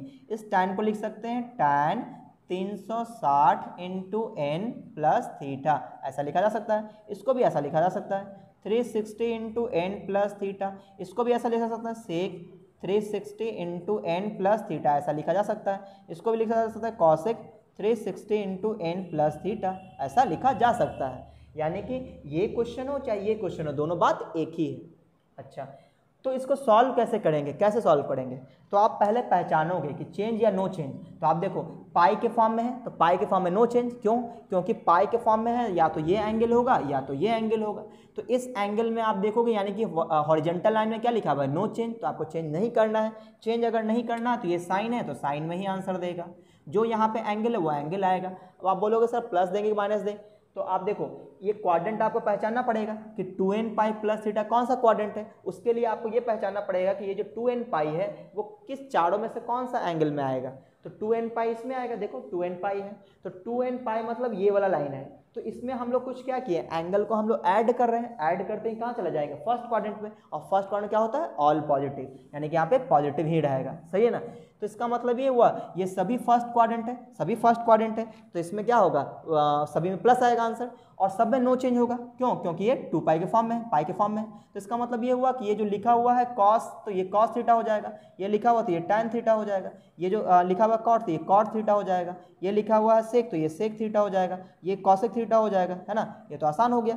तो उसी तरह से इसमें जब कोई डिफरेंस नहीं है तो इसका भी आंसर क्या आ जाएगा, साइन थीटा, इसका आंसर क्या आ जाएगा, कॉस थीटा, इसका आंसर क्या आ जाएगा, टैन थीटा। यानी दोनों एक ही बात है। यहाँ पे क्या आ जाएगा, कॉट थीटा, यहाँ क्या आ जाएगा, सेक थीटा, यहाँ क्या आ जाएगा, कॉसेक थीटा। आप समझ गए। तो ये आपको फार्मूला याद रखना, 6 फार्मूला, ठीक है ना, इस तरह से। अब देखो 6 चीज़ें और आपको याद रखना है। साइन ऑफ माइनस थीटा क्या होगा, दूसरा कॉस ऑफ माइनस थीटा क्या होगा, तीसरा sake of tan of minus theta क्या होगा, चौथा कॉट ऑफ माइनस थीटा क्या होगा, पांचवा सेक ऑफ माइनस थीटा क्या होगा, छठा कॉसेक ऑफ माइनस थीटा क्या होगा। ठीक है ना, ऐसा।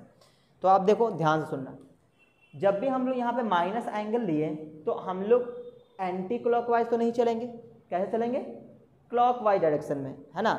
ये हुआ, इस तरह से चलेंगे तो एंटी क्लॉकवाइज, जिसमें एंगल हम लोग पॉजिटिव एंगल लेते हैं। जैसे यहाँ पे इसने निगेटिव एंगल की बात किया तो हम लोग स्टार्ट करेंगे कहाँ से, नीचे से ऐसे। तो जैसे स्टार्ट करेंगे तो कौन सा क्वाड्रेंट आएगा हमारे पास, फोर्थ क्वाड्रेंट, और फोर्थ क्वाड्रेंट में कौन पॉजिटिव होता है, कॉस या सेक। तो कॉस या सेक के साथ ये पॉजिटिव रहेगा, इसके साथ पॉजिटिव आएगा, और ये भी सेक के साथ ये पॉजिटिव आएगा, बाकी सब के साथ माइनस बाहर आ जाएगा।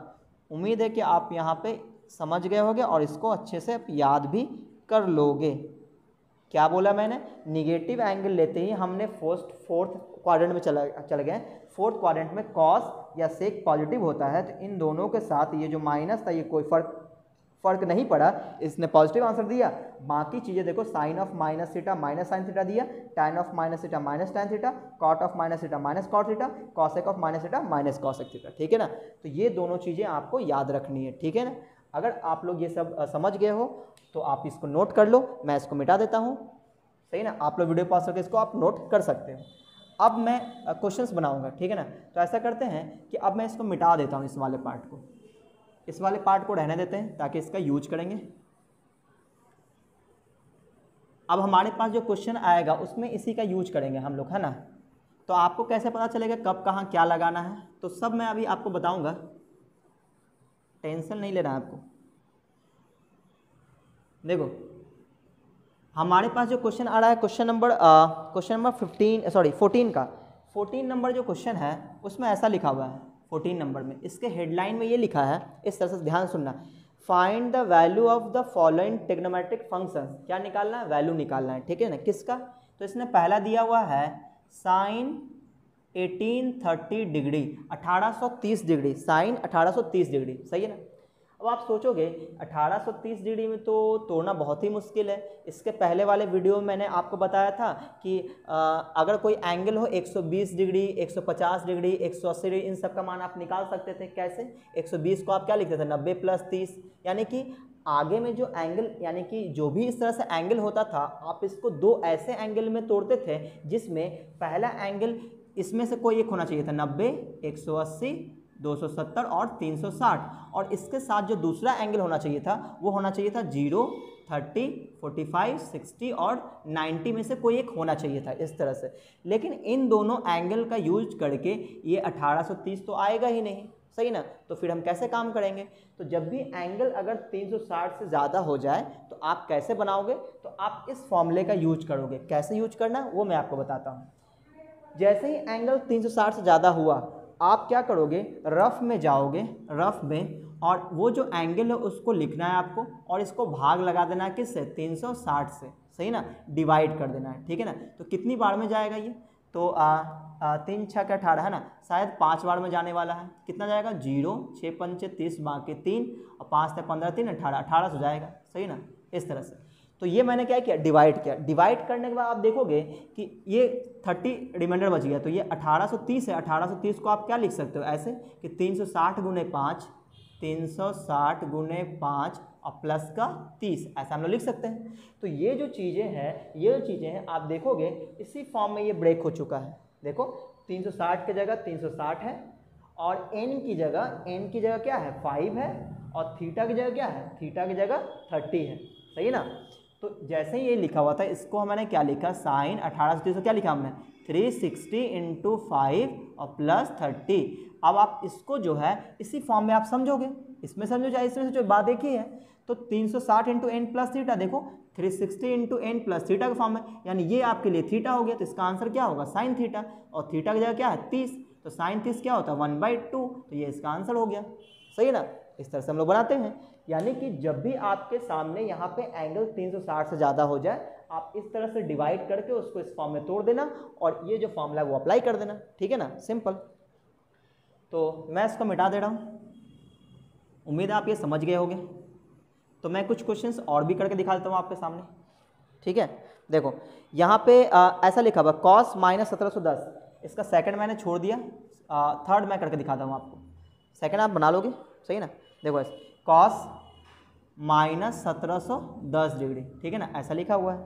तो कैसे बनाएंगे इसको? तो इसको बनाने के लिए आपको क्या करना है? पहले सोचना है ये माइनस क्यों आ गया बीच में। ये माइनस नहीं रहता तो कितना अच्छा लगता है।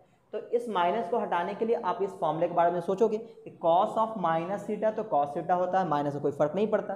तो हमने इसको क्या लिख दिया पहले? ऐसे कॉस 1710, हमने भी माइनस हटा दिया इस वाले फॉर्मूले से, कोई दिक्कत नहीं है। अच्छा, अब हमने देखा अच्छा एंगल 360 से ज़्यादा है, तो सर बताए थे इसको डिवाइड करके बनाने के लिए। तो चलिए मैंने डिवाइड कर लेता हूँ। 360 से डिवाइड करेंगे 1710 डिग्री को, कितनी बार में जाएगा, है ना। तो शायद 5 बार में, है ना। 5 बार में देखते हैं, 0, 6 × 5 = 30 को 0, बाकी 3, 5 × 15 और 3 18 आ जाएगा। तो ये ज़्यादा हो गया, है ना। 4 बार में कर लेते हैं, 4 बार में। तो 0, 6 × 4 बाकी 2, 4 × 12 2 14 आ जाएगा। तो कितना जाएगा? 0 और 7 × 4 = 11 और 6 में 4 गया 2, 270 डिग्री आएगा। चेक कर लेते हैं, 0, 7 4 बाकी 4 5 2 7, सही है ना। तो बिल्कुल ये सही है। तो अब हम लोग क्या लिखेंगे? ये लिखेंगे कॉस, और क्या लिखेंगे? 360 × 4, 360 × 4 और प्लस में 270 डिग्री, ऐसा।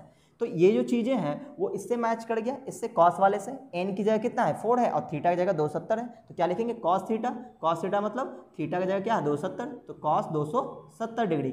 अब 360 से नीचे आ गया। जैसे 360 से नीचे आया तो हमारे पास बहुत सारा तरीका है। बहुत सारा तरीका कौन कौन सा है? जो आपने पढ़ा था पिछले वीडियो में कि sine 90 - theta, sine 90 + theta, sine 180 - theta, sine 180 - theta, sine 270 - theta, sine 270 + theta. तो वो सभी इसमें हम लोग लगाएंगे।